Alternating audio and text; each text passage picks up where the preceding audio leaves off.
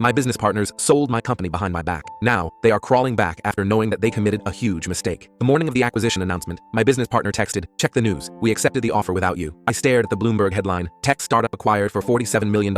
Founders celebrate historic deal." The photo showed my three partners popping champagne with the buyers at the Ritz-Carlton. They'd scheduled the signing during my father's funeral, knowing I couldn't be there. The quote from my co-founder read, "This deal represents the future we always envisioned, streamlined leadership and all." What they didn't know was that I'd never actually transferred the core technology patents to the company. 5 years ago, when we started, I'd kept them in my personal holding company temporarily while we sorted out equity. Everyone forgot about it during the chaos of building the business. The patents, the algorithmic frameworks, the proprietary compression technology that made our product revolutionary, all still legally mine. Their contracts with our enterprise clients, those had kill clauses if the core tech became unavailable. I'd written them myself. I sent one message to the group chat, "Congratulations on selling an empty box." Then I called my intellectual property attorney. Within 3 hours, I'd filed cease and desist orders for patent infringement. Every server running our code would need to shut down or face litigation. The beautiful part? The acquisition deal had a 72-hour due diligence window. The buyers would discover the truth during their tech audit. Day 1 was quiet. They were probably still celebrating. Day 2, the panic started. Our CTO called 15 times. "The patent registry shows them under your personal company. This has to be a clerical error." I didn't answer. By day 3, the buyer's legal team had found the problem. I got a call from their head counsel. "Mr. Chen, we need those patents transferred immediately, or this deal dies." "I'm sure the sellers will figure something out," I replied. After all, they're excellent at making decisions without me. The group chat erupted. My former partners were losing their minds. "This is illegal. You can't do this. We built this together." Interesting how I was suddenly part of we again. Then came the guilt tactics. Sarah, our CFO, called crying. "My daughter's college tuition depends on this. How can you destroy everything we built?" "You mean everything I built while you three decided I wasn't important enough to include?" I asked. "You scheduled the signing during my father's funeral. That was just timing." I hung up. The real entertainment started when they tried to salvage the deal. The buyers gave them 48 hours to resolve the patent issue. That's when they discovered the second problem, our major clients. See, I'd been the relationship manager for our 5 biggest accounts. They didn't sign with the company. They signed because they trusted me. When I quietly informed them about my departure and the patent situation, 4 of them activated their exit clauses. The 5th said they'd wait to see how things played out. The acquisition offer dropped from $47 million to $12 million overnight. The buyers wanted the customer base, not just the technology. Without either, they were buying a fancy website and some office furniture. Day 7, they tried negotiation. All 3 partners showed up at my apartment together. Tom, our CEO, looked like he hadn't slept in days. "What do you want? Your fair share? We'll give you 25% of the sale." I wanted to be treated as an equal partner, I said. "That window closed when you celebrated without me." 30%, Sarah offered desperately. "The patents aren't for sale." "This is extortion," Tom shouted. "No, it's ownership, something you should have verified before selling a company." The best part came 2 weeks later. The deal officially died. The buyers walked away and issued a press release about unresolved technical complications. The tech blogs had a field day. Our competitors smelled blood in the water. 3 of them reached out to me directly about licensing the patents, but I wasn't done. I'd spent 2 weeks building something new. Using the same core technology, I launched a competing product. Leaner, faster, better. I hired 2 engineers from our old team who were disgusted by what the partners had done. We had our first paying customer within a month, one of the clients who'd left them. 6 months later, I heard Tom was driving for a rideshare company. Sarah went back to corporate accounting. The third partner moved back in with his parents. Their LinkedIn profiles no longer mentioned the company they'd tried to sell without me.